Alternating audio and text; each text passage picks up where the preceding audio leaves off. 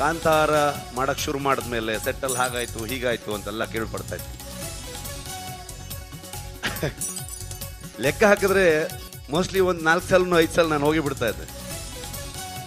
But ಇವತ್ತವರೆಗೂ ನಾನು ಬಂದು ಈ ಸಿನಿಮಾನ ಶೋಲ್ಡರ್ಗೆ ಹಾಕೊಂಡು ನಾನು ಇಡೀ ತಂಡದ ಜೊತೆಗೆ ಬಂದು ನಿಮ್ಮ ಮುಂದೆ ನಿಂತಿದ್ದೀನಿ. 2ನೇ ತಾರೀಕು ಈ ಸಿನಿಮಾ ನಿಮ್ಗೆ ತೋರಿಸ್ತೀವಿ. ಓನ್ಲಿ ರೀಸನ್ ನನ್ನ ಹಿಂದೆ ನಿಂತಿರೋದು ಆ ದೈವ ಅನ್ನೋದಷ್ಟೇ ನಂಬಿಕೆ. ದೈವದಿಂದನೇ ನಮ್ಮ ಇಡೀ ತಂಡಕ್ಕೆ ಪ್ರತಿಯೊಬ್ಬರಿಗೂ ಆಶೀರ್ವಾದ ಮಾಡಿ ಇವತ್ತು ತಗೊಂಬಂದು ನಮ್ಮನ್ನು ಇಲ್ಲಿ ನಿಲ್ಲಿಸಿದೆ. ಹಾಗಾಗಿ ಪ್ರತಿ ಕಲಾವಿದರಿಗೆ, ರುಕ್ಮಿಣಿ ಅವರಾಗ್ಬೋದು, ಗುಲ್ಶನ್ ದೇವಯ್ಯ ಬಂದಿಲ್ಲ, ನಮ್ಮ ಕನ್ನಡದವರವರು, ಬಾಲಿವುಡ್ ಆ್ಯಕ್ಟ್ರು ಅಂತ ಹೇಳ್ತಾರೆ, ಅಲ್ಲ ಅವ್ರು ಆ್ಯಕ್ಚುಲಿ ಕನ್ನಡದವರು, ಕೂರ್ಗಿನವರು. ತುಂಬ ಅದ್ಭುತವಾಗಿ ಅವರು ಅಭಿನಯ ಮಾಡಿದ್ದಾರೆ. ಜಯರಾಮ್ ಸರ್ ಆಗ್ಬೋದು, ಕನ್ನಡದ ಎಷ್ಟೋ ಥಿಯೇಟರ್ ಆರ್ಟಿಸ್ಟ್ಗಳು, ಎಷ್ಟೋ ಜನ ಪ್ರತಿಭೆಗಳು ನಮ್ಮ ಇಡೀ ತಂಡ ಸೇರಿಕೊಂಡಿದ್ದಾರೆ.